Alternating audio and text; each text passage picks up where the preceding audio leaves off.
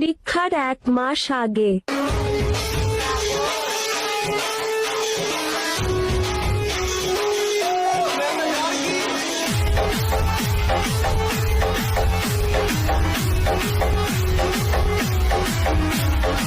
পরীক্ষার 15 দিন আগে।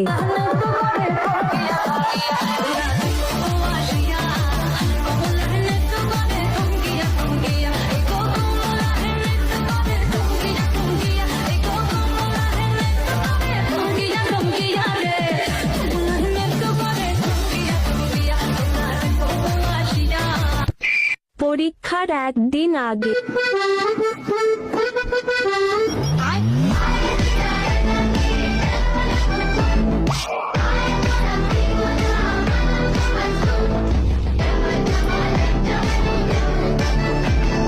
রেজাল্টের দিন।